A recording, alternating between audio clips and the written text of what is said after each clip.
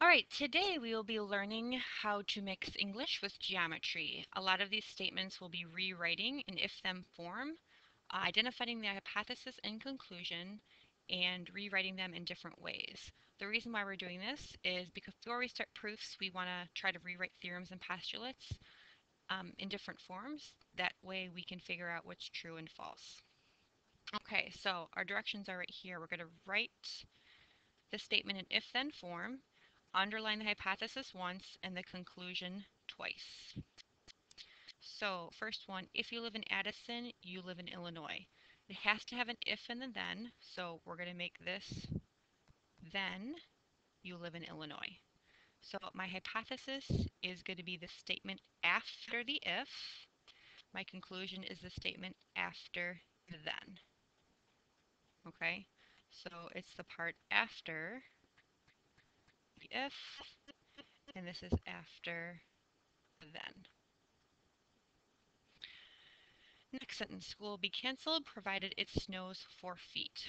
So I'm going to rewrite this. If it snows 4 feet,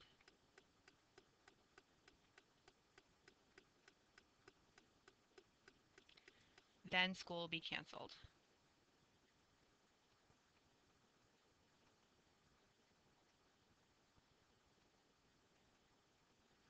Okay, and then my hypothesis and conclusion, again, it's the part after the if.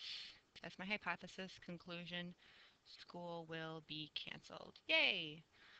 All right, next statement. Try writing this one yourself. Enrollment in geometry honors implies you are a freshman. You want to pause it, go ahead and write it out, and I will do so in 1 minute.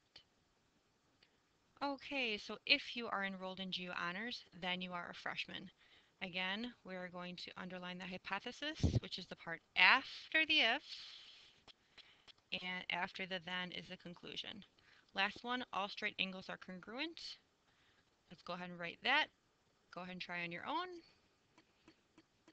Okay, if angles are straight, or you could have written if two or more angles are straight, then they are congruent. Again, the hypothesis, angles are straight, conclusion, they are congruent. Okay, so after we write these statements in if-then form, we are able to change these into converse, inverse, and contrapositive. So first of all, the converse is if you flip the conclusion and hypothesis. So this is, we're going to say, I'm going to switch the conclusion and hypothesis. I'm going to say if you live in Illinois,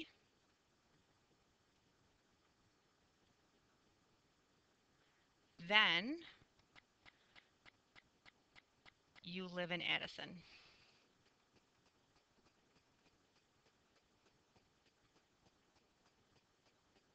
Okay, the next one is the inverse.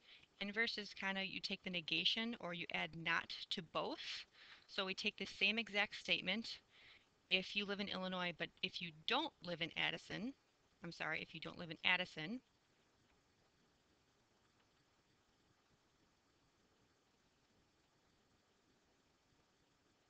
then you don't live in Illinois.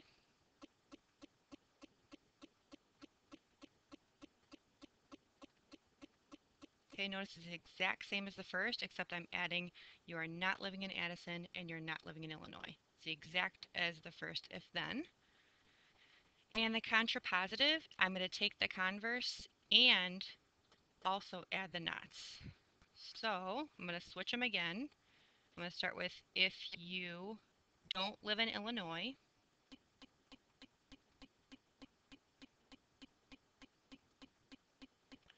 then you don't live in Addison.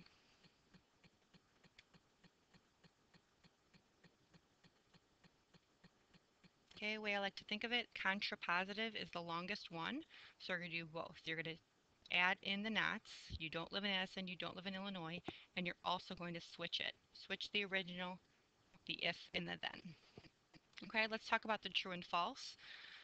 Looking at the first one, is this true? If you live in Addison, then you live in Illinois. Hopefully everyone said yes. Okay, if this one's true, then we know this one has to be true. Okay, these two match up together, and then so do these. So if you live in Illinois, then you live in Addison. Well, that's a possibility, but it's not true. You can live in Chicago, you can live in Wooddale, you don't have to live in Addison. So this is false. This one is also going to be false. Okay, instead of looking at each one individually, these are both the same in these two. The original and the contrapositive will both be the same. All right, the next one's got some geometry lingo in there. We are going to take the converse. Remember the converse, is it switched? So we're going to start with this. If the measure of angle A equals the measure of angle B, then angle A is congruent to angle B. Okay? Remember the inverse, I'm going to add the knots in there, but I'm going to keep the original statement. So I'm just going to rewrite it like it says. If angle A is congruent to angle B, but if it's not congruent, I can just put a slash in there. It's not congruent to angle B, then the measure of angle A is not equal to the measure of angle B. Okay, and then the last one, I do both. I switch it and I'm going to take the negation of both. So if the measure of angle A is not equal to the measure of angle B, okay, which is the second part, then angle A is not congruent to angle B. Okay, so think about that. Is this going to be true? Congruent, does congruent mean the measures are equal? Well, that's true. So this is going to also be true. And if the measure of angle A is equal to the measure of angle B, then are the angles congruent? That's also true, so this will also be true. Okay, try this one on your own. Remember, converse is going to be switched. Inverse, we add the knots, and contrapositive, we do both. We switch them and take the negation of both. All right, let's go over the answers. So this one, we're going to switch the converse. If a figure is a rectangle, then it has four sides. Notice that the if and the then, the hypothesis and conclusion, are switched on the converse. The inverse, I'm just taking the original statement, if a figure has four sides, and adding the not in there. If a figure does not have the four sides, then it is not a rectangle. And then the contrapositive, if a figure is not a rectangle, okay, again, I'm switching it, then it does not have four sides. Okay, let's go over the true and false here. If a figure has four sides, then it is a rectangle. Well, it could be a rectangle, but it also could be a square or rhombus, so I'm going to say that's not necessarily true. Not true in all cases. Okay, so if this is false, so is the last one. Figure is not a rectangle, it does not have four sides. What about the converse and inverse? Again, if this is true, so is this, or if this is false, the inverse is the same. If a figure is a rectangle, then it has four sides. Now, that has to be true, so the inverse also has to be true. Any questions? All right, moving on. My favorite. All Addison Trail teachers are good looking. So go ahead and try that one. Write it with an if then first, and I'll show you what that look like. Okay, so we first have to say the teacher is at AT. So if you are a teacher at AT, then you are good looking. Remember, the hypothesis is the portion after the if. The conclusion is the portion after the then.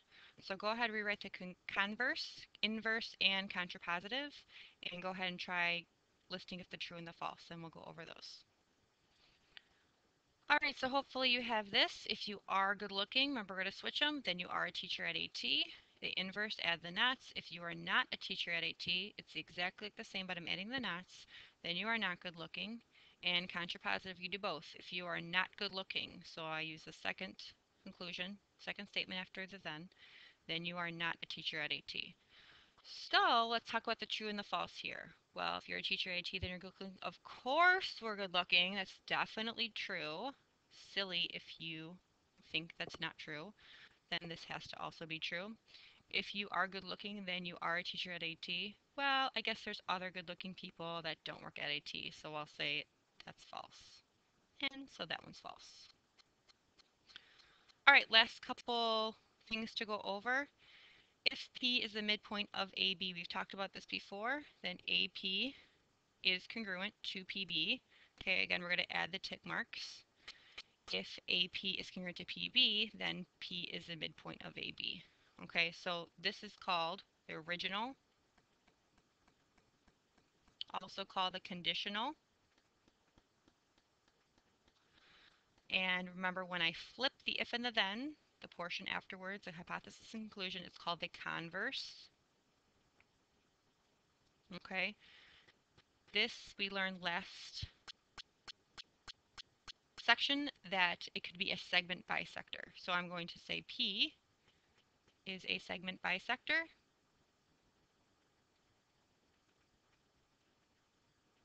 Of, and what is it bisecting? It's bisecting the whole segment AB.